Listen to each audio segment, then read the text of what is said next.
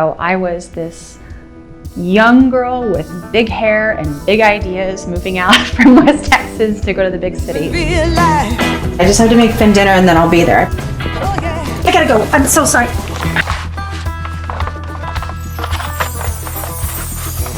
Ms. Park stated in her will that she wants you to be the beneficiary of her life insurance policy until Camilla comes of age. Who the hell's Camilla?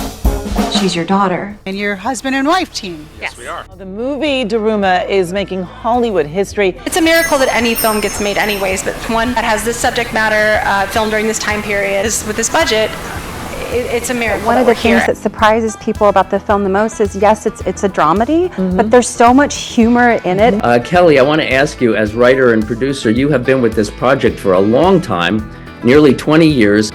Independent film allows you to think and act independently. And we have the power to champion transformative storytelling over transactional content and the drift into mediocrity. Let's go! That's how I got my start. I moved out here with less than $1,300 in my pocket and just a bunch of hopes and dreams, and years and years later, some of them are starting to come true. I'm so happy to introduce my dear friend and collaborator, Kelli McNeil-Yellen. Welcome to the show. It has been, 25 years we've known each other, and I didn't want to give away our age, but it's been a long time. I've known you for many, many, many years. Yeah, that's a testament to how much I think of your character and you as a creative yourself. So, yeah, thanks for sticking around. Well, ditto. I mean, our very first show we did together. We won't go into details of what it was, but it's a good segue into the children's book that you wrote called Sleepy Toes.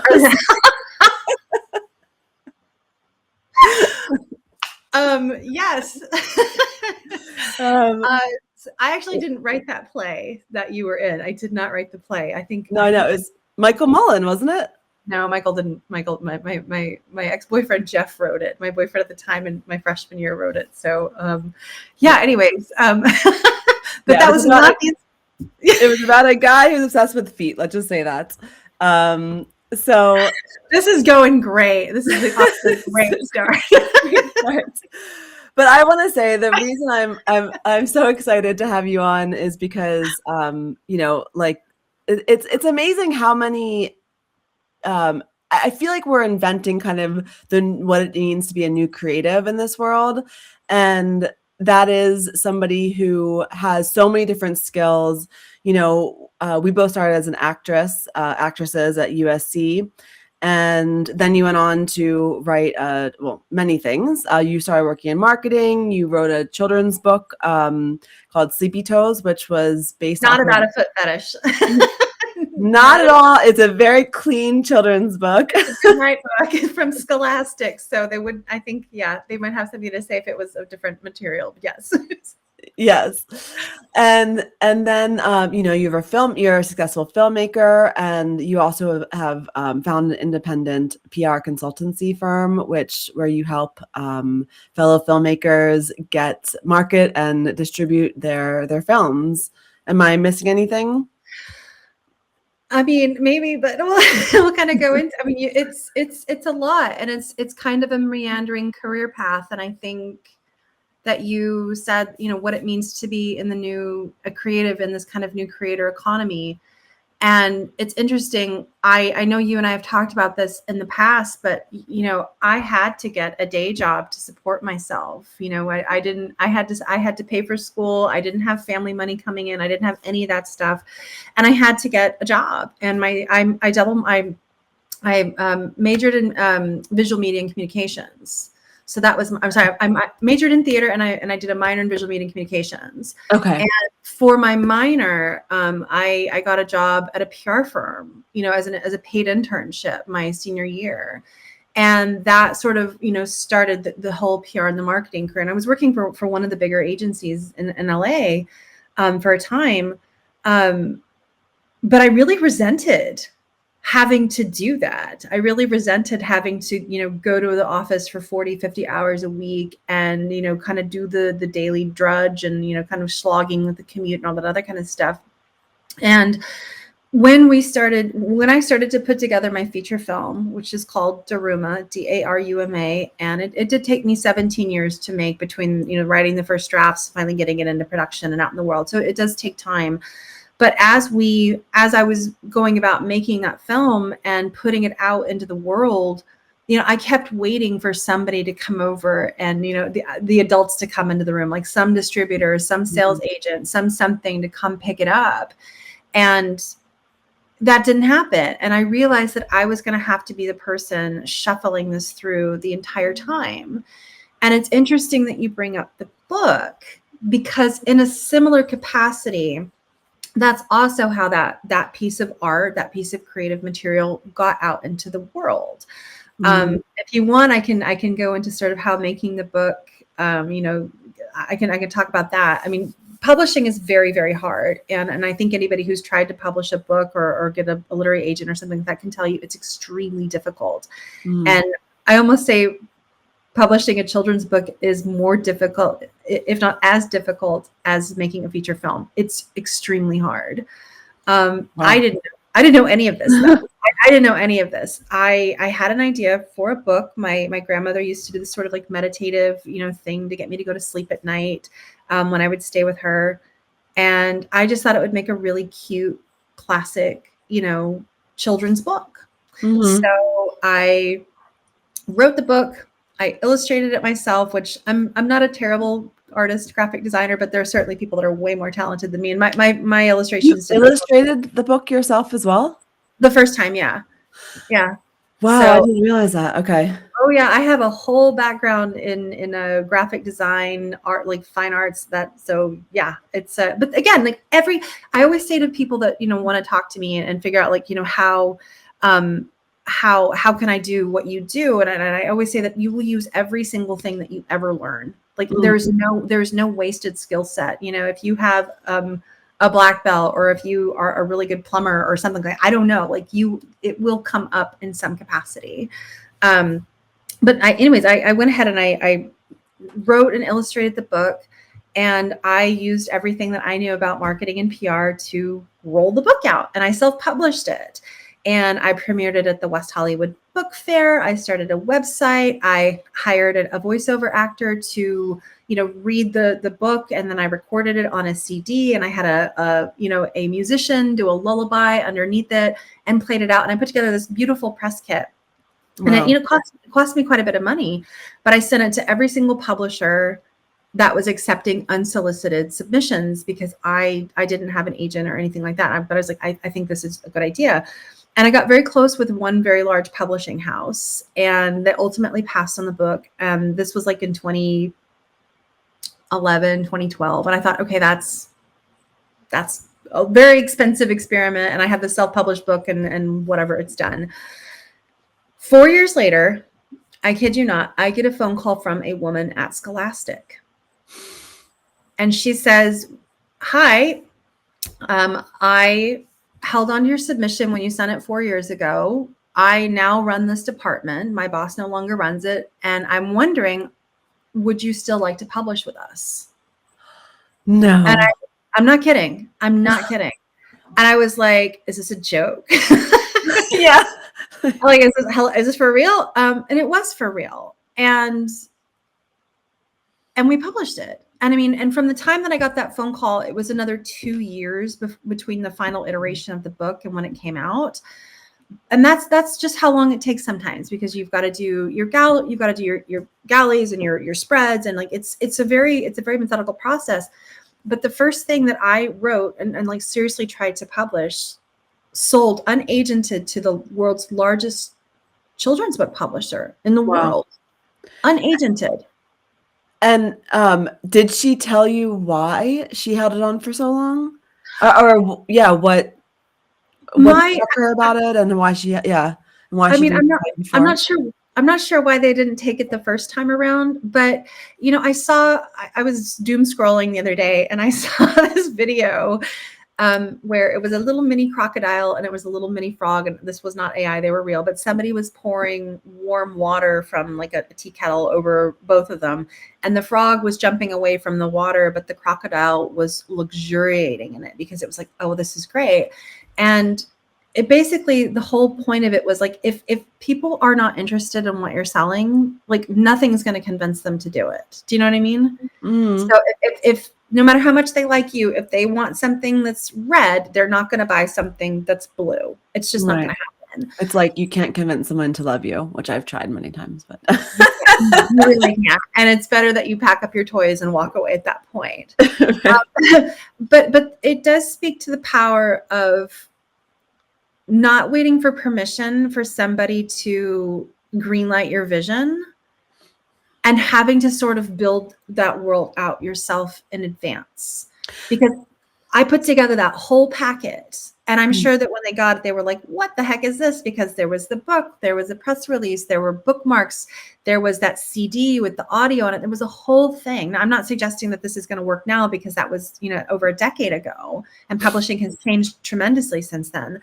But had I not taken the initiative and just done it, that book would still just be somewhere on a hard drive, if that makes sense. Well, exactly. And the fact that, I feel like it's Elizabeth Gilbert in Big Magic or something, but it's the idea as well that you took the initiative to not just do it, but put it out there, and you never know when it's going to come back to you. And I think that's also the moral of the story, because it's like you thought it had failed, like, and that's also why I'm always like, what is failure actually? If failure only means like you literally stop doing what you're supposed to be, what you stop doing something, but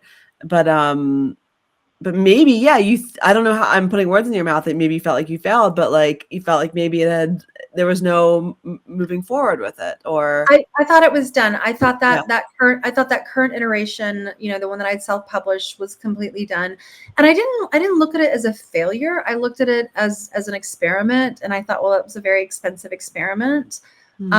But it was something that I really, really wanted to do. And I knew that I could see it through to the finish line in, whatever capacity that looked like.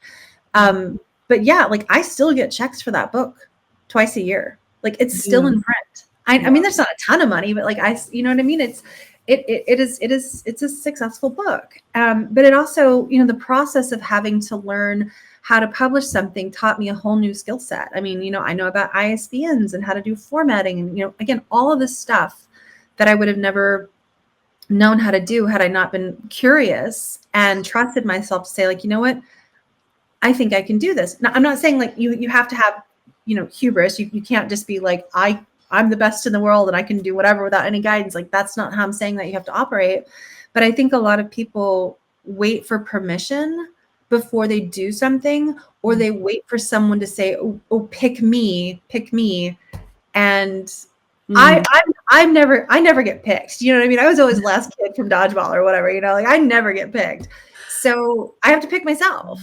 Well, that's actually a good point as well, because, having been actresses where it's all about will you get picked for the role, right? Well, are you like what I always say, are you pretty enough, smart, like tall enough, fat enough, skinny enough, like whatever the role entails, you have to be that perfect match. And in some ways you have absolutely no control of it. It's like, talent schmalent. I mean, that does count somewhere, but there's so many other factors with acting.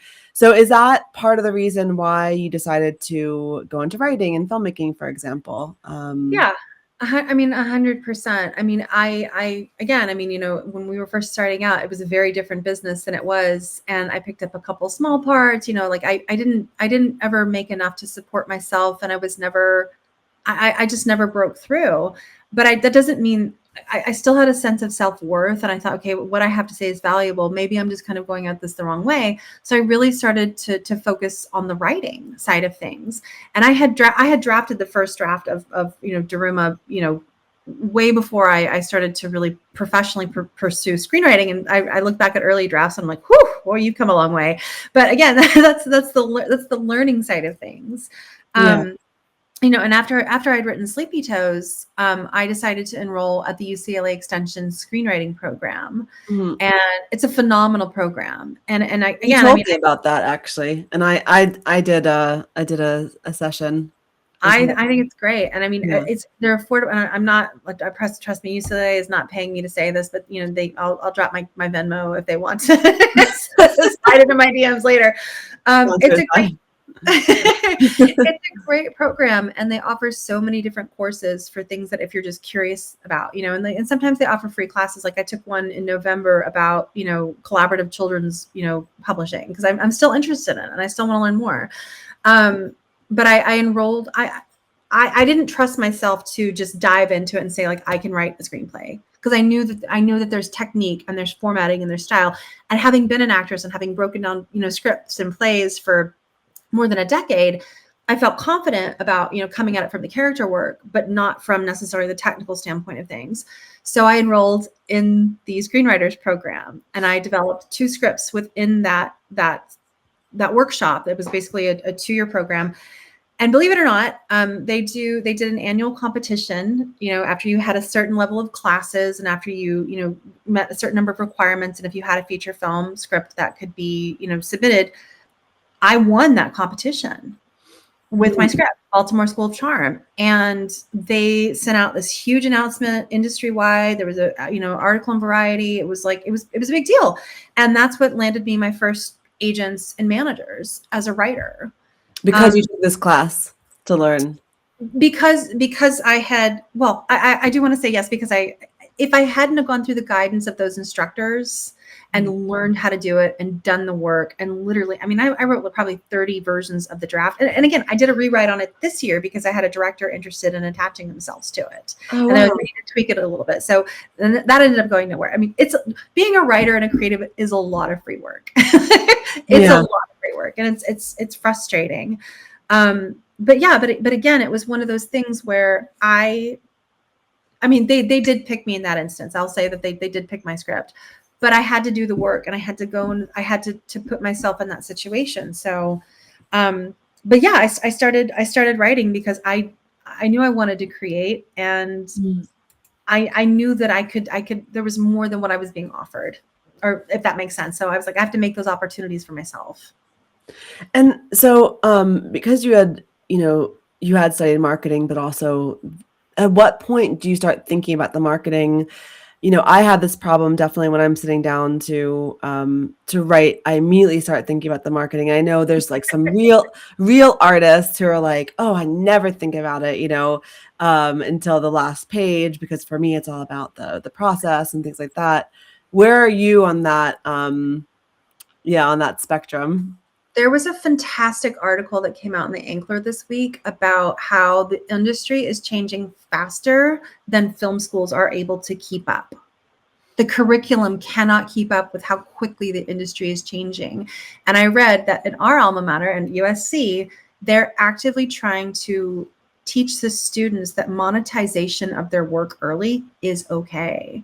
Because as you just pointed out, it's just like, oh, you know, I'm an artist. I can't, you know, I don't want the icky business of money or whatever. But, you know, you have to, it's changed. It is fundamentally changed. You know, I'm always, it depends on what I'm working on. Mm-hmm. So I will say, like, I am working on a book with my management team, and, you know, I'm hopefully going to be publishing it in the next year. I have already, you know, sorted out the outlets that I want to review it. I already have the podcasters that I want to talk to. I already have that sort of thing lined up. I have the blurbs. I have the jacket cover. You know, I have a list of awards I want to submit it to. Mm-hmm. So I am thinking about those things, because if I don't strategically start putting that plan together, you know, while I'm working on it, then, you know, I work with a lot of filmmakers. You had mentioned my consultancy. If it's okay if I just kind of dip into that. Yeah, please. Yeah. I work with a lot of filmmakers as an independent marketer, PR, and distribution consultant. And my business is called KLA Media Group. And it was founded specifically to help filmmakers with this. And actually really all kinds of creatives. When Daruma premiered in 2023, we had a sold out screening at the Man's Chinese Theater. We got coverage in CNN. We got coverage in The Hollywood Reporter. We got coverage on NBCLA. We got coverage in Variety. I mean, we really blew it out of the water. And Can you just say a little bit about Daruma and what the film is, and I'll put in a trailer as well, so people can see it right at this moment. Hey, that's my dad's watch. And now it's mine. What the hell is wrong with you? Mind your own damn business. You're gonna pay for my car. You can believe whatever you want. I'm sorry, but I can't give you an advance on your disability payment. You're gonna have to press enter and give me the money I need. I'm gonna enter you behind out this door. Are you familiar with a woman named Heather Parks? Doesn't ring a bell. Miss Parks stated in her will that she wants you to be the beneficiary of her life insurance policy until Camilla comes of age. Who the hell's Camilla? She's your daughter. You said there's money? What do you want? Cereal. Hey! You just told me you were potty trained. So how is it? You look a little out of your depth. I found her playing in the street. Get in here! You're not fit to be a parent. She either goes to live with her grandparents in Providence or she goes into foster care. I don't have anyone else. You can't just take off for a road trip for several weeks. Ask someone else. I'm gonna drive like a grandpa the entire trip. If it pisses you off, then yes. You think this is the wrong decision, just say it. She's the best thing that's ever gonna happen to you. Oh, good shot. All right, here we go, ready? That tattoo on your back, what is it? A Daruma doll? You make a wish, color in one eye, and color in the other eye when the wish comes true. What'd you wish for? Had my ear to the ground. Stop, hey, stop it. Just let her do it. She's my daughter. Not for long. Even though it's completely selfish, at least you are doing the right thing for once. For her sake. You deserve more than what I can give you. But I love you, Daddy. You just don't walk away from love like that.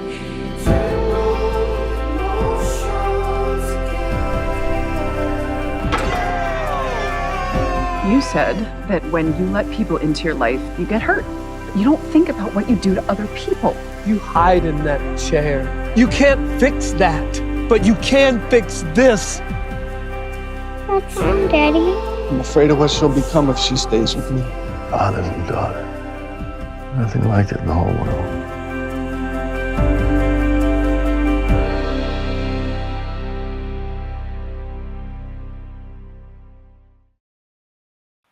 Daruma is the first film in U.S. cinematic history to star two leads with disabilities in a narrative not about overcoming disability. And I know most people are like, oh, disability films, like that's a hard watch, and nobody wants to watch that. But this actually just depicts two people being humans, like they're just humans. I have had a long exposure to disability in my life, with an injury in my own family. I grew up, in rural West Texas, where I went to the only elementary school where deaf children were, where there was a program. So I grew up learning ASL and signing, and I have hearing damage myself. So this is something that has touched my life for a very, very long time. And I didn't want to shy away from the material. But it was a hard film to make. But we ended up, we finally got it shot in January of 2022. And, we have two authentically cast leads. We have Golden Globe winner Barry Bostwick as one of our, supporting characters. We have Abigail Hawke from CBS Blue Bloods, and Oscar winner Peter Farrelly saw the film at the premiere and came on as our executive producer. So Peter loved it, and he and his brother Bobby are huge supporters of the disability community, and they're total mensches, and they're just really wonderful. But the film went on to screen at Slamdance, and John won Best Actor at Slamdance. Toby won Best Actor from the Christopher and Dana Reeve Foundation at the Media Access Awards and had an award presented by Marlee Matlin.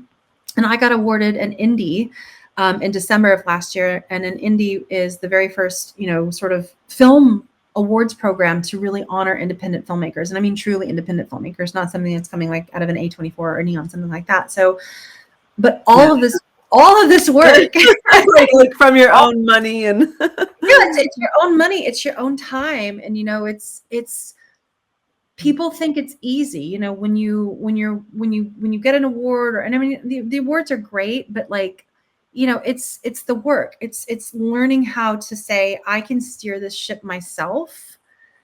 And now other filmmakers, because of the success with the film, I had so many filmmakers come to me and say, could you please help me with my film? Okay. And that's why the consultancy was started. Also, I mean, I have to make a living as well. so, you know, because it's really hard to make a living just off of your art. But at that point, sorry, just at that point when you, before you started Kelli Media, what were you doing to make a living? I was doing the same thing for other clients. I worked, you know, I worked in a number of verticals. I worked in tech. I worked in, you know, luxury. I worked in aviation. I worked, you know, in diamonds, in marketing and PR. But I had, I mean, I didn't have the consultancy specifically formed for the film and, you know, independent film niche. I was working with, you know, CPC or, you know, consumer packaged goods and that kind of stuff. So it was like, it's just dependent. But I mean, yeah, listen, I have a background. You pivoted at that point. But all of those skills that I learned from, you know, 2 decades of working in a corporate environment, of like learning how to do e-commerce, you know, learning how to pixel websites, learning how to do social media marketing, learning how to do your ads, learning how to write copy, learning how to do, you know, long tail SEO, and, you know, building up my PR contacts. Like, yeah, I mean, I just basically was like, well, I don't really want to do this for, you know, outside the film industry anymore. So I was like, I'm really going to lean into this. And that was a scary jump for me because I didn't have a client base. I kind of flew solo, you know? And again, I will say, I started writing about my experience, you know, just what I knew about film marketing and PR. And I found an outlet on Substack. Mm-hmm. And I did this before Substack was like, you know, becoming like, it's called Film Stack now. There's now a whole film and television category. But I was one of the first people, one of the early adopters really writing about the indie film space. And I literally did it because I was like, I need a place to put everything in my head. Otherwise I'm going to lose my mind. I'm a subscriber, by the way. Thanks. I appreciate it. Actually, I think a post just went out. So I had written something. I've got 2 more coming out for the year. And I think one just went out. But just yeah, subscription. Oh, thank you. Thank you so much. That means a lot. It means a lot to me. I appreciate that. Well, no, because it's so good. I mean, and people who are watching, like, you definitely should sign up right now, because if you are in the film industry, no, I'm serious. Like, if you are in the film industry, it's super interesting. And you know, we're going to talk about, as long as we can, all of Kelli's knowledge now. But like, this is like a weekly, you know, a weekly newsletter where you get all of your knowledge, and it's super. And I know that you've been highlighted in some big publications as well. Yeah, actually. So again, I have to say, this is just not waiting for permission. This is just going out and doing it. Like, I found the platform and I started writing and I started building that audience, and publications like IndieWire started following me and taking excerpts from what I was writing and putting it in their weekly roundups and quoting it in articles. And again, nobody gave this to me. This is me sitting down and saying, I need to do the work and get this done. You know, I go back to saying, like, I hear so many creatives just waiting to be chosen, and you cannot wait, because, you know, the bottom has fallen out in Hollywood right now. Like, the industry is contracting. They are shedding jobs. I know more producers and executives who are working as Uber and Lyft drivers than ever before. Actual executives from studios that got let go. Okay, yeah. So before we get into the Hollywood, because I do want to touch on that. Yeah, I want to get deep into that and where you think it's going. But where does it come from for you? You know, this feeling that you can go out and do it, because, you know, you say people are waiting. Yeah, people are waiting for people to tell them they're good enough or whatever. So how did you get the confidence to believe that you're good enough and to try? I still don't believe I'm good enough. But I think the differentiator for me is necessity. I grew up with nothing. Do you know what I mean? I had no support. I had nothing. I knew that in high school that what I had to get me through was my grades. And believe it or not, I started competing on the speech and theater tournaments in Texas in high school. And I started ranking. Like, I started ranking nationally. And that's how USC found me. And they recruited me, and they were like, you know, would you come audition for the school? So I did. I drove down to Dallas, and I auditioned for the school, and I got in. And USC paid for basically everything but an entire year for me. Like, that's how it happened. But I remember being 18 and getting that acceptance letter, you know, back when everything was mailed out. Yeah. And like, the minute that I got over the fact, like, oh my God, I have the opportunity. I can go to this college. I suddenly realized, like, I don't have the money to pay for this. Yeah. How am I going to pay for this? So like, this panic set in. But 30 days later, I got my financial aid packet. And I was like, I'm doing this. And that's pretty ballsy for an 18-year-old from West Texas with no connections to just pick up and, you know, in her piece of crap Chevy Beretta and move all the way across the country. I had a Chevy too. Piece of crap car, but it was my car. And I had a Toyota Camry that I paid like $800. Oh, mine had bucket seats. It was great. It was glorious. I miss that car. Not really. But you know, it was necessity. Yeah. It was the need. And I have to say, you know, I'm going to comment a little bit on education and what's happening right now in our country. If I hadn't gotten grants and scholarships, I couldn't have done it. Yeah. And the fact that those things are being taken away from students who are trying to better themselves is one of the greatest travesties that is happening in this country. Because if I didn't, you can pull yourself up by your bootstraps as much as you want. I had help. I had help in the form of Pell Grants and FAFSA loans and all kinds of stuff like that. You and I are we've talked about this before, but yeah, same. I mean, I think I paid $5,000 a year to go to USC, and which was at that time $45,000 a year. It was ridiculous. It was a ridiculous amount then, and it's gone even more now. Like, it's ridiculous. Yeah, I mean, this was 25 years ago. It was $45,000. I mean, I know. I'm sorry, we're not supposed to say our age, but but it is. It's like $45,000 a year, and yeah, I agree. It was a golden ticket. It was a golden ticket, and scholarships and grants, and yeah. I just don't know how we can expect people coming up behind us to have the same opportunities if they're being taken away like this. It's really, really a travesty. And you know, the fact that the bottom of Hollywood is falling out right now, it's a really dark time. I mean, it really is. It's a very bleak time, because sometimes I'm like, well, what do I have to look forward to? Because the career, the industry that I wanted, it's gone. It's gone. Hollywood as we know it does not exist anymore. So, and yes, I agree that is the golden days of Hollywood, and what the dreams of what it was built on is gone.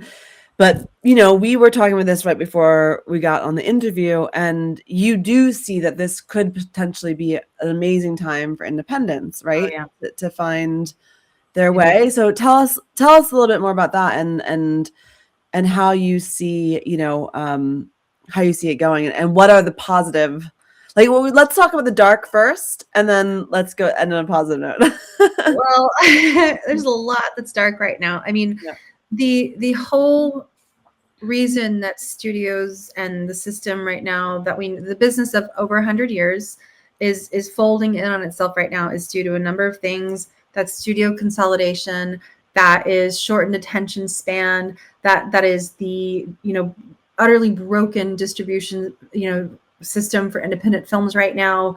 There's a number of things that are happening that's leading to the collapse of the industry as we know it. But what that's also doing, creating a consolidation, and studios and big producers and things like that, they're not producing niche content for niche audiences, but there's still a market for that.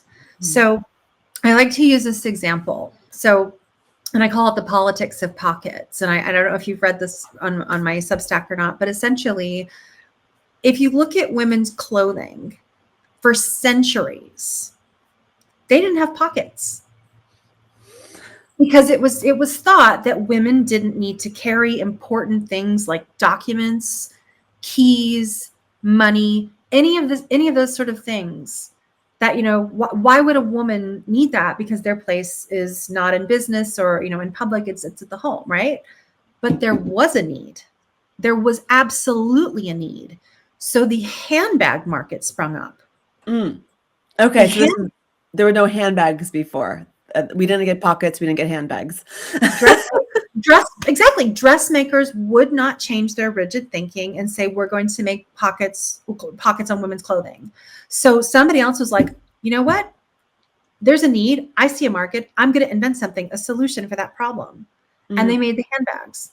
And the handbag market is, I think in 2024 was valued at something like $54 billion. You'll have to fact check me on that. But think about it.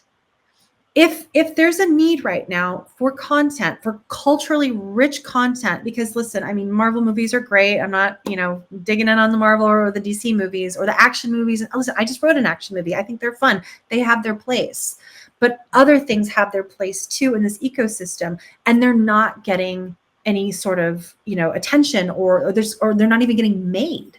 So it is my belief that a secondary market is going to come out of this. And independent filmmakers right now who are working in the space, making films, we call it non-dependent films. So non-de films. I don't know if we've quite agreed on a pronunciation for this right now, but the non-dependent film movement is really having a renaissance right now. And, if you look back in time. Sorry, what does that mean, non-dependent? So non-dependent means it's completely non-dependent on the studio ecosystem. Ah, I see. Non-dependent. Okay, got it. And that's what Daruma is as well. I mean, granted, we went ahead and we did go with a distributor to put us on, platforms and things like that. But filmmakers can do that themselves with something like Bitmax or Film Hub or something else like that. I did put together my own theatrical. So I did an 8-city week-long theatrical in major markets like New York, Boston, Los Angeles, Atlanta, etc. So, but that's something that I had to do myself. But I own those theatrical rights to my movie, and I'm hoping to do a revival. That's amazing. That's unheard of, right? It's becoming more common. Okay. It's becoming more common. So I carved those rights out for myself because I knew that they weren't going to do anything with them, and I was like, this needs to be in theaters. So I'm hopefully going to be doing another theatrical screening in 2026. It's a lot of work. It's a lot of work, and I have helped other clients put their theatricals together, but it is so much work, but it is so beneficial for the film and the exposure and the communal audience experience that people have. Yeah. Anyways, I'm talking about so much, and what I was saying, there's so much to talk about. Yeah. but what I was saying about, the non-dependent film movement, I really believe that there is a secondary market that is going to be developing out of what's, the collapse of the studio ecosystem. And what I was saying is, like, if you look back at what happened with the independent films, the French New Wave movement, what happened in the 70s and the 80s and then the 90s films, like those were all born out of really, aggressive, political upheavals, in times of need. So things are shifting right now. I have a Substack post coming out next week. Listen, I'm not necessarily woo-woo about any of this stuff, but I do like reading horoscopes, and I'm very into feng shui. I'm very woo-woo, so. So I don't know if you knew this, but 2025 was the year of the wooden snake. Yes, it did. So yeah. But it was also a 9-year. Yes, year of endings. A year of endings. So if anybody is, curious to look this up or figure out what this means, the year of the snake is basically about shedding your old skin, and the year of 9 is about foregone conclusions and things endings. 2026 is the year of the fire horse. I know, I fucking love it. The year of the fire horse ushers in speed and creativity and change. And, it's also saying it could be a politically, violent year as well, because in 1966, that's when the Chinese Revolution started. But that's also when, the Black Panthers were founded. Like there's a lot that's going to happen. But people that are, in tune with what's going on and making moves, I believe, again, I mean, this is a year where things are going to be really interesting and where they shake out. So if you're in this space, lock in, because it's going to be interesting. And yeah. Yeah. And the 1 year, 2026 is the 1 year, which is a year of beginnings as well. And I mean, not to mention all the planets that like are literally like, we had all these retrogrades this year, and then like all the planets are literally changing signs, which is the first time in, I don't know, some people say like 12,000 years, and that they're all like, it's it's very interesting times. And where do you think, because it's a hot topic, but where do you think AI plays into all of this? AI is a mixed bag for me. So I do think that right now the stock market is artificially inflated. And I do think that there is going to be a huge correction in the market. And I guess I'm not an economist. We have a very famous economist in my family. It is not me. You have a very famous economist. Very famous, but it's not me. So you'd have to talk to them. But I think that we're in for a large market correction. And I don't know what that looks like. I do think that AI as a tool for filmmaking has its place. Mm-hmm.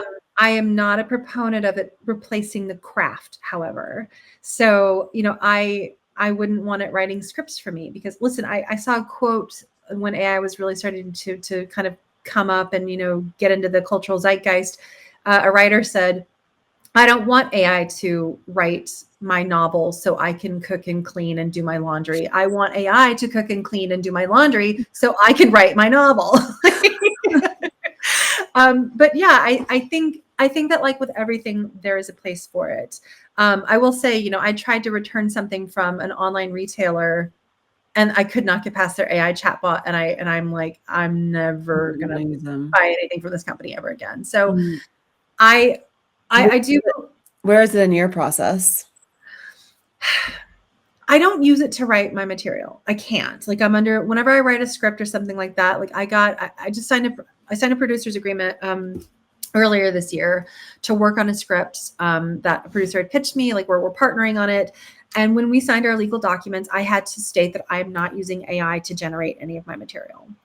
I will say too, when I pitch clients to get them on podcasts or trade or press or any of that stuff, AI pitches get automatically screened out and rejected. So I don't write my pitches like that. I basically write everything by hand. I will use AI sometimes to help me test a subject line or fine tune a point or something like that. Like if I'm having a hard time articulating a point, I will do that.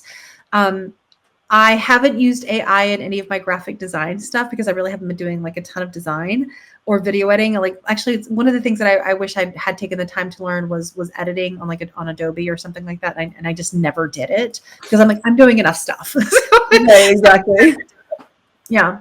But most of my stuff, I will use it for some research as well. Oh, and I will say I do use AI to make graphics for my newsletter sometimes. Like I have a really funny one that came out today. It was ridiculous. But I personally have a very large ethical conundrum with AI just due to the amount of data centers that happen and the amount of water and resources that they take. And I think a lot of communities right now are rightfully pushing back against the data centers that are being developed in their backyards because of what it's doing to the water, because it's what it's doing to energy prices. And I think it's very frustrating that, our current administration is refusing to regulate AI in any capacity because of special interests that are happening. But it is a tool that needs to be regulated. It is. So what is the talk in Hollywood right now about AI? Because, we see things kind of all over and all the fear mongering and things like that. But what are you hearing from people? Like, I know how you believe like the future will pan out in some way. I hope so. Yeah. I hope so. I mean, I'm a firm believer that humans will win. I mean, who wants to watch an AI generated film? Like nobody. Like literally nobody. Let's talk about that. Let's talk about why Disney just licensed I think like something like 200 characters to Sora. And they're allowing users to create their own Sora. No, they just announced a deal like a couple weeks ago. It was if you can't beat them, join them. So Disney is now allowing something like 200 characters to be licensed to Sora or OpenAI. I don't know. That's interesting, because there were some people that were suing Sora and OpenAI because they're all about. So they're basically just saying, well, they're going to take it anyway, so we may as well make money off of it. Yes, and I think it was the deal was in the billions of dollars. But what the interesting thing is that they are allowing user-generated content, UGC. So you can take a Disney character, like of one of the 200 that they're allowing, and I'm sure these are like kind of minor characters, like I'm sure they're not allowing Mickey or anything like that to be part of this process. You as a user can then take the content, the character, whatever, and make your own content and upload it to Disney's platform. So why would anybody want to do it? They're getting free labor. Well, I don't know, but you're also going to get some probably suggestive stuff that's not appropriate for kids to, do you know what I'm saying? Like there's upload it to their there's no kind of filter out of it. I have no idea what the mechanics of it are, but what they're doing is they're allowing users to take these characters, manipulate them, and then upload it to whatever. So you could make, I don't know what characters they're allowing, but you could make these characters do basically anything you want. So I'm sure that Disney is going to have guardrails and bumpers in place because there's a lot of children, that use and access the platform. So I'm sure that Disney will, make sure that, they're not doing stuff that they shouldn't be doing with it. But, it begs the question as to why did they suddenly do the about face? Yeah. But I mean, okay. So, I mean, that's a really interesting example because I can kind of see why, because it's a money-making thing and they're also generating ideas for future stuff. And I can kind of get that, but it's like, but still I still work in advertising as well. And they've been touting like AI is going to replace, and actually I'm working with a creative agency right now who's literally just laid off half of their people because they're like, AI is going to like take care of it. No, it is absolutely like people are going on sick leave. There have been people who like literally the five project managers are on sick leave because they can't handle the workload because actually AI is not, it's not helping. Like it's not helping reduce the time spent, I would say, on creative work. It is, I think, helping reduce the time spent on things like emails and, non-creative, but strategic creative work. From what I'm seeing on a very high level it's not. There is no way AI is going to replace me in the relationships that I have with reporters. Mm-hmm. It's just not happening. It's just not happening. There's like a bot is not going to be able to call up, the editors and the writers that I know for, especially like if I'm trying to get placements for my clients. Yeah. They're totally turned off by that. Again, I think AI has a place. It's not going anywhere. It's not a panacea. It is not going to cure everything. You want to talk about people getting let go and laid off. Here's where the real problem is. You and I are at a higher level. You and I have been doing this for 25 years. Mm-hmm. What about the generations coming up from behind us? Who is going to teach them the skill sets that they need to do this kind of work? Because we can't live in a world where we are completely dependent on AI. Have you seen the Apple show Pleurebus? No, I've seen it pop up, but I haven't seen it.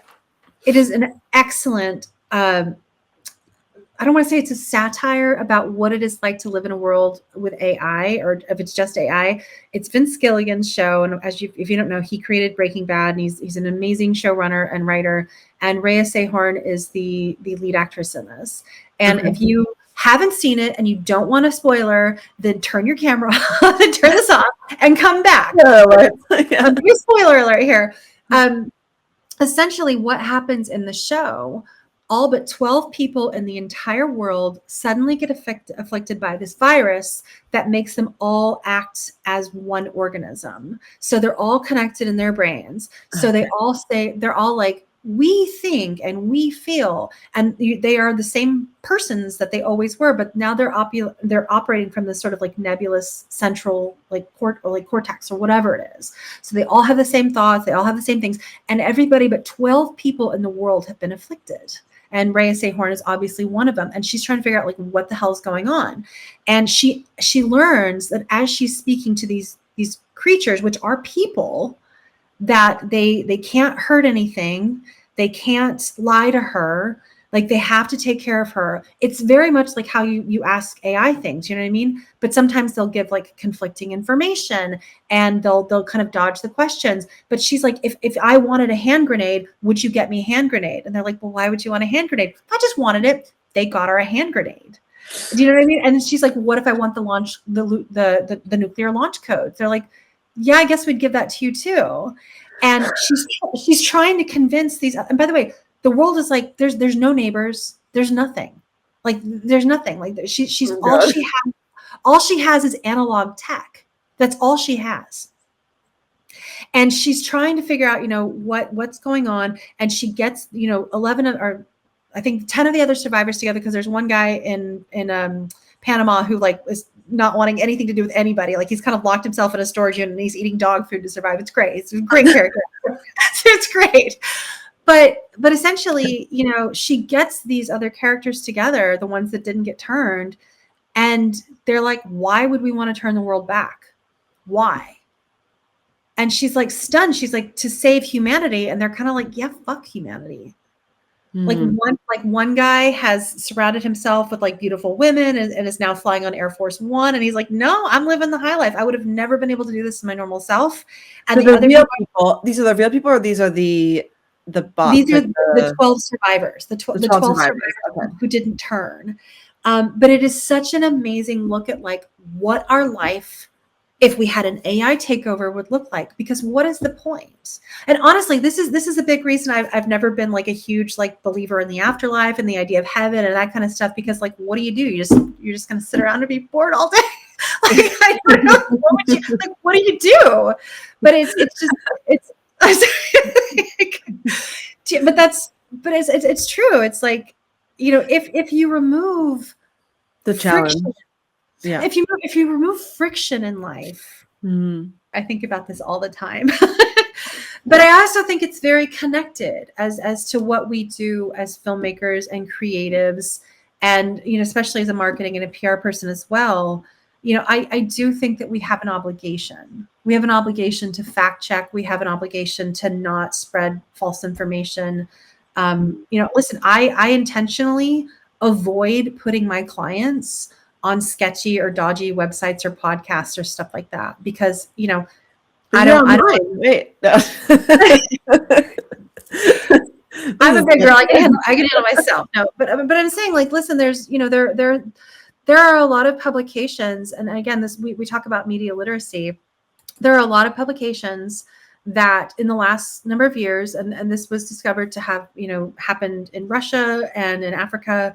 And oh my gosh, what is it? It starts with an M. It's the country in Europe. Moldova. Is it Moldova? It might be Moldova.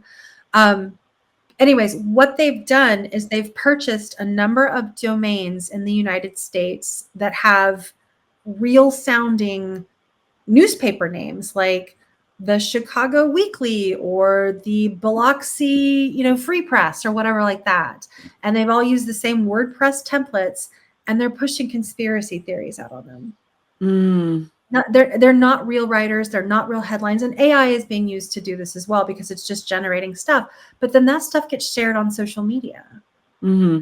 So media literacy is way down in this country, and it is something that is hugely, vastly important. Anyways, I know this is way off topic from independent film, but it does work. It is involved in my business and what I do. So, well, actually, let's talk a little bit about social media and the artists, and how do you coach or work with your clients with the landscape of social media. How do you approach it? I always tell my clients to start sooner than later, because I've had filmmakers have asked me to work with them, weeks before they're premiering at a festival, and say that they want to blow up their social media. It does not happen like that overnight. It just doesn't happen. So you have to start building your audience very early. And I even say, take out the social media handles that you want, so you can at least squat on the domains and you can have them when you need them. And then work to build the audiences that way. I also always coach my clients to never post anything that they don't want as an exclusive. Mm-hmm. Anytime that you put something out there, it's no longer an exclusive. And I think I've talked to you about this too, right? Yeah. I'm actually interested in if you could talk a little bit about that, because I think it's fascinating. I especially am the worst for this, because as soon as I get something, I want to get it out there and look how great I am. So tell people about the power of restraint, or why that's important. And it's not the power of restraint, it's the power of strategy and sort of a higher level thinking, and how is this going to play out. And I've said this before on numerous instances. It absolutely frustrates me to no end that the minute a filmmaking team finishes their trailer, they put it out there and they'll give it to the first film festival that they get into, because the film festivals are lazy and they don't want to try and that's how they promote the films. Is they'll ask for the trailer. You should never give your trailer out until you're ready to release your film. Never. I mean, you can release a teaser, you can release a sizzle reel, you can release something, but holding back on your official trailer is something that you should absolutely do. The same thing for stills and stuff like that. It's really important to show BTS, but when you have those sort of crown jewel, assets within your toolkit, you need to be thinking about how can I get media placements for this, down the road. If you have an interview with one of your lead actors, and they're speaking, for the first time about the film, and especially if this is somebody famous, well, you don't want to put that on social media, because if they're super famous, there's some outlet who's going to be okay, I want to talk to this actor, but they've already talked about your film and it's on social media. There's a ton of other stuff that you can do, but you just need to be strategic with the releasing of assets. And that is one of the things that I do for my clients. I build media plans for them. So I will work with them. It doesn't have to be an ongoing thing, but I will sit down and be okay, this is our timing. This is where we need to release. This is what we need to do. It's strategy. It's thinking it through, and every film is different. So it's not I can't just be here's the blueprint and do this. Every film is different. And so what happens if someone comes to you and they're I released my trailer on social media, I've sent my stills to my brother Bob, who has a website. Well, how do you fix it? It depends on how prolific and how much it's been out there. I've worked with clients before. Granted, listen, a lot of times outlets aren't checking your social media, but I will say, I was working, my husband is a fairly prolific cinematographer and director, and we were shooting a project in New Mexico with a very famous author. I'm talking everybody knows this man's name. And I was working with the production on sending out a press release announcing this project, and I had an exclusive photo from set, and I was going to the trades, and unbeknownst to me, outside of the production company, one of the film commissioning bodies issued a press release the same morning announcing their involvement and all this other stuff. And I sent it off to the trades, not knowing that this had happened. And the trades did their research, and they were this is already out there. But they went ahead, and I was like, I didn't know this. I was like, they didn't talk to production. Like, I had to walk it back, but I looked like I had egg on my face. But fortunately, I had this still from set of this very famous person, and I was able to go ahead and secure the exclusive in the trades. By the way, that whole exchange took 15 minutes. Like that's the fastest time I've ever had something go from me being like, here's the press release with the exclusive, and to here it's actually on the website. It was insane. That's incredible, just because you had that one still, so that changed everything. I want to get back to Kelli a little bit, a personal, and when you were, first of all, I just love your story because you are the definition of somebody who sticks it out and plays a long game, and then magic happens. It looks like magic, but it's after like years and years of grinding. And so, well, the question that's actually coming to me, and I have a couple others that follow, but how do you find the balance between grinding too hard and also having, a personal life and having that drive? Like, yeah, how do you find the balance? You and I talked about this a little bit before we started, and I think for the last 5 years, I haven't had balance. I think I have been going so hard for the last 5 years, trying to get the film out there, trying to start a business, trying to write my other projects. I actually had to look at myself, and like I had a bit of a health scare, and I was like, "Ooh, I need to take a step back." And so I'm actually, I started earlier this year trying to take better care of my health, and I am pivoting on that because if you are run down and you are broken and you are empty and you are not taking care of your diet and your exercise and your mental health, it's really hard to create, and it's really hard to keep going. I also like to surround myself with people that I trust implicitly. And, you are one of them. I talk to you quite frequently, but people who, it's nice to have to be around people that, I don't have to explain my whole backstory to them. At some point, I can kind of just pick up and be like, okay, this is what's going on. Yeah. But I have a very tight knit group of friends. It's a very small group, like 5 people. It's not a huge group. And my husband, Alex, he is my confidant. He is my rock. And, we actually spend quite a bit of time apart because he films a lot out of state or out of the country. I mean, he's in Copenhagen right now filming a Christmas movie for Hallmark. And this is going to be our first Christmas. I know it's Christmas in Copenhagen is what I think it's called. Is it for next year or this year? It's for next year. I mean, this. Okay, I was like. No. They're wrapping on December 30th, and he'll be coming back to the States. So, by the way, I mean, I read another article the other day that's basically like, if you want to sell something in Hollywood right now, make it Christmas. Honestly, I love Christmas movies, and I feel like there's so few that are really good. And I'm a sucker for Christmas movies. Like, although my mom and I end up watching The Holiday every year anyway, but. Like, do you know I was up for a role in that? Were you? I almost got the part of playing Rufus Sewell's girlfriend that he proposes to. Oh, no way! I know. Oh. I know I missed out on that one, but I was up for that.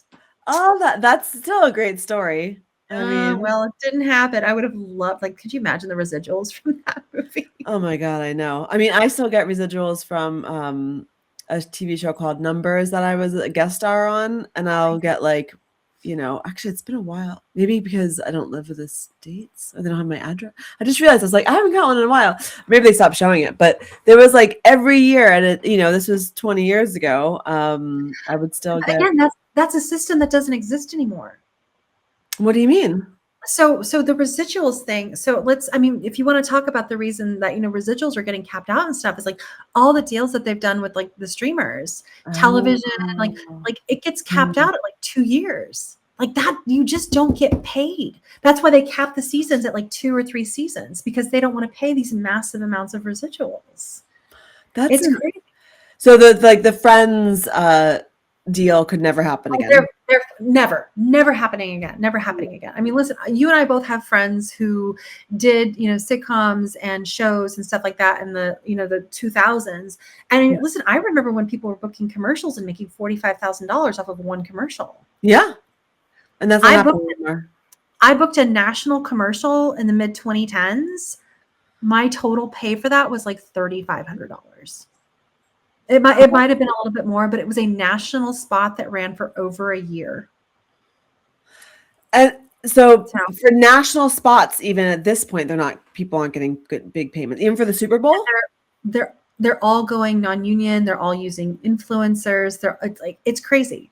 Wow. It's crazy. So that's what I'm saying. Like the model that we had is gone. I mean, listen, I remember taking my black and white headshot into a casting office, and I feel like I'm a dinosaur from doing something like that. Like you just don't do it anymore, Oh my God.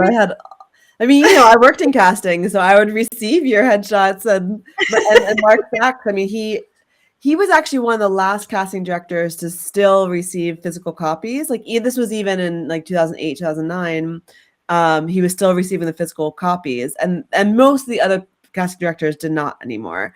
But we would sit there, and he would go through each one, and like with his, his hair. It doesn't exist anymore. No, we had filing cabinets. And he'd be like, "Oh, go look up that woman. What's her name? Stacy Chenoweth," and and go in the filing cabinet, find the headshot, like. No. I mean, we can date ourselves. But could you ever imagine though, like when you were 18 entering USC, that your career, first of all, what was your vision of how your career would turn out? And then looking back now, like, where do you want to go? I was certain if I wasn't getting an Academy Award by the time I was 25, I was packing up and doing something else. You know what I mean? Which is ridiculous. And if anybody is really, their aspiration is for an Oscar, and I'm going to say something really controversial here in a second. Great. You're like, great, more sound bites. If your aspiration is to get an Oscar or something like that, like you really have to look at like those campaigns run anywhere between 25, 30, $40 million. To get an Oscar. I mean, and it is so elusive, and it is so hard to happen. And like, once you realize really what goes into it, you're like, oh, this system is like, not only is it kind of rigged, but it really favors people who have deep pockets and studios and stuff like that. So in one of my Substack posts today, so let me talk about the theatrical window for just a second. I'm just going to deviate just a tiny little bit. So the theatrical window, in order to be qualified for an Academy Award, is a 2-week window in, New York, Los Angeles, and running 3 times a day for the 2-week period. Okay. Mm. That's for independent films. That's for studios. That's for everything. Right. So that's the only reason that studios and platforms are still screening in theaters right now, is to qualify for the Academy Awards. Okay. If the Oscars is still so valuable, and if it still means such a big thing to them, and if they give such a shit about it, and I'm sorry for French or for swearing, you can block that out. Why doesn't the Academy change the rules for studios? Why don't they mandate a 45 or a 90-day window if you're a studio or platform film that you have to screen for longer periods in these theaters? Because right now, like, everyone is concerned about, like, independent theaters are just going to go away because, like, they're only doing 2-week windows. So if the Academy, which is the Academy of Motion Pictures, Arts and Sciences, AMPAS, which is so like the bedrock of our whole industry, they have more power than they think they have right now, and I don't know why they're not. That's brilliant. They should also look at France, because I don't know if you know this, but France, every time you go to the movie theater, 50% of your ticket goes back to making movies in France. No, I didn't know that. Yeah. That's interesting. So it's a perpetual cycle, and it's perpetuating cycle. It basically feeds into itself. And I mean, it also means that they are very specific about making French films, but it also means that, again, there has to be a cinema run for that. And then, and feeds back into itself. But I think that's brilliant what you said. I mean, it should be a combination of both of them. And I think, yeah, it's why can't you call them? Trust me, I am nobody to them. I am nobody. But I did publish that out in my Substack today, and I do have a number of. Not yet. You're not. No. You know, it's interesting. You asked me, like, you know, where I started and where I thought I was going to end up, and now I will address that question. I don't care about that anymore. Do you know what I mean? I don't really care about getting the awards or chasing the brass or things like that. I care deeply about the fabric of culture and what happens to our society. I care deeply about making sure that people are fed emotionally and intellectually. And those are the types of films and the projects that I want to make. So, and I realize, you know, after a certain point, I have to be the one to do that and spearhead that and shepherd it. So I'm working on putting together, listen, I did not know this work was going to be this exhausting, but it is. It is exhausting. Which work?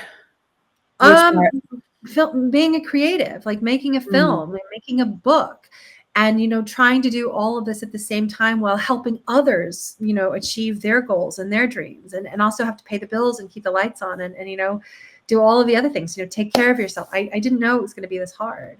And it's not for the faint of heart. And I do feel that, you know, this path isn't for everybody. I was on a message board, you know, a couple nights ago, and somebody was saying, I really want to work in film, and I'm so depressed that I can't do it. And and I'm like, if you know, like one, like you can do it. You just, it looks different than what you thought it was going to look like. Because I think a lot of people think, again, they go back to that pick me, choose me, hire me mentality. Right. And it's funny, like, it's gone. That doesn't happen anymore. And it's funny, I get hit up all the time, you know, from people asking for advice and, you know, mentorship and stuff like that. And I have to be really picky and choosy, because like I can't spread myself so thin. I can't do it. No. I have nothing left. But I encourage people to be curious and to explore and to learn and to question things. I'm not saying, you know, go down conspiracy rabbit holes. That's not what I'm saying. I'm saying question things, like look at where the source of information came from, fact check it. I mean, this is why I'm still a huge fan of public libraries. You know, libraries are so great. Yeah. I love their smell. I know, right? The smell of books. So, what for you? So one more question before the last question. If money weren't an option and you could, you know, have the ideal career that whatever you want it to be, what would it be? If money wasn't an option, I'd be running my own independent studio. I would be running my own independent studio. I would, yeah. But you would be running it because, would you be running it as a head? Because, you know, that's a lot of administration and things like that. Or would, or would you want to be like the filmmaker or the writer, or like have all the money to fund your ideas, or that's the tricky thing.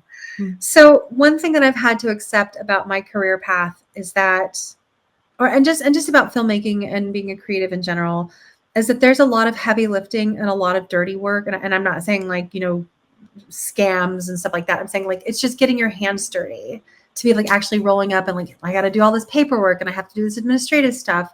And nobody's done it for me. Like, do you know what I mean? Like, no one's done it for me. So if I feel like if I want to get something done, I'm going to be the one to have to do it until I can pay somebody to do it who wants to do that work. But until then, I mean, money's not an option in this dream world. That's the question.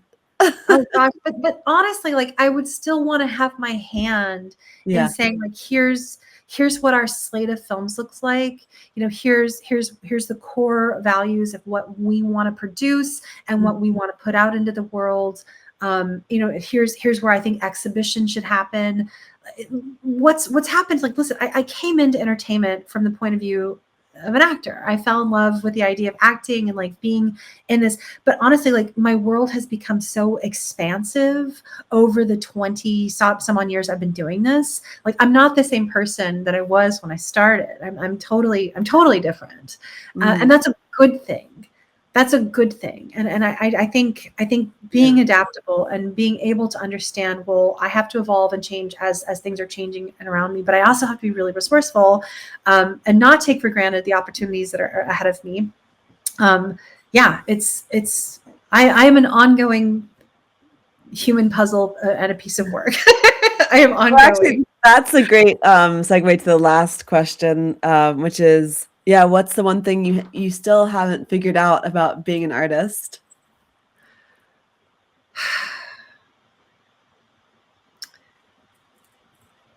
It is really hard to have a finished piece of work and say that it's finished. Do you know what I mean?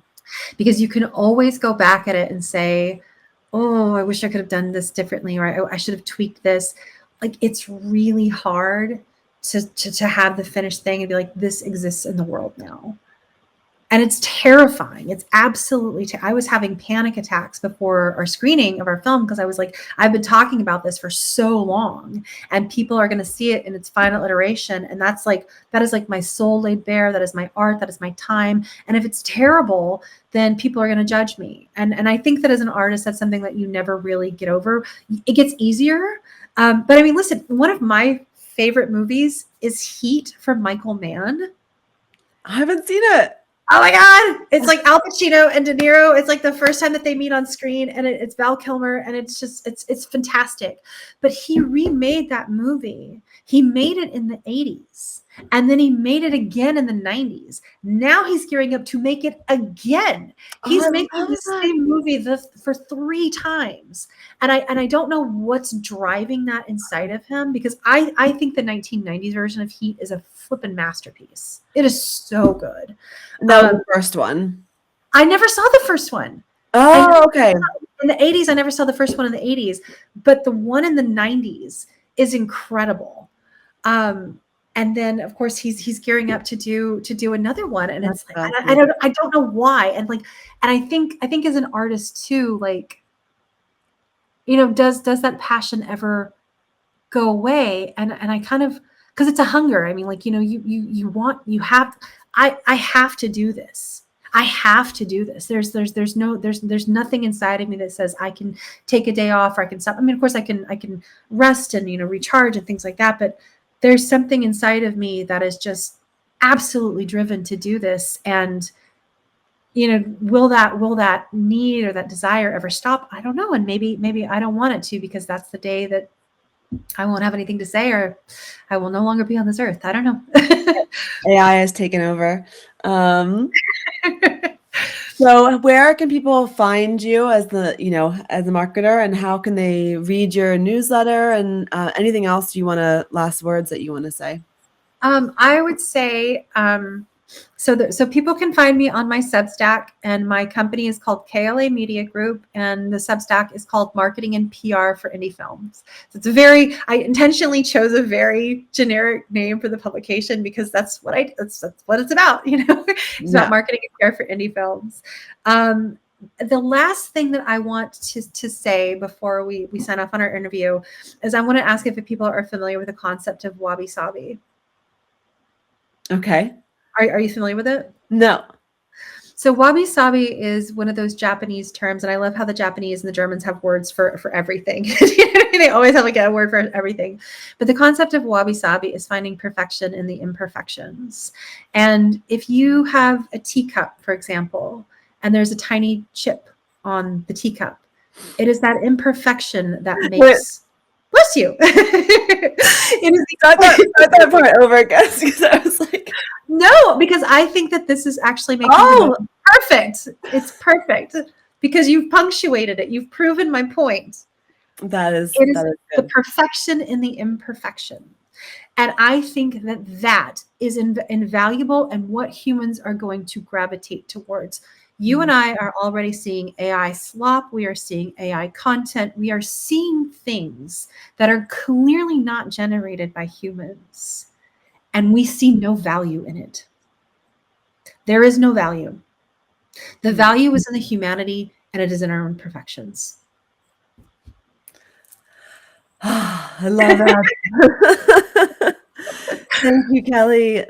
Thank you, Meagan. This was really wonderful. Thank you. Yes, it's been such an honor, and I hope that people. I love what you just said, because I was like, it's true.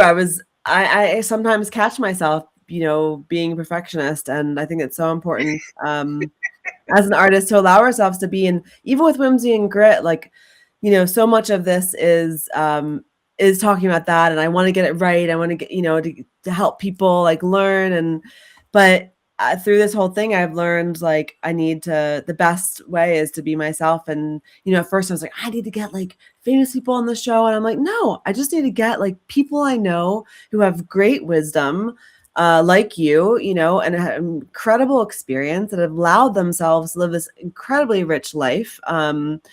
And that's where people are going to learn from. So yes, thank you. It's an honor, and I'm so grateful to be a collaborator with you as well. Oh my gosh, I know. We have a project together, and I'm so excited to work with you on this. Yeah, we do. Watch this space, people.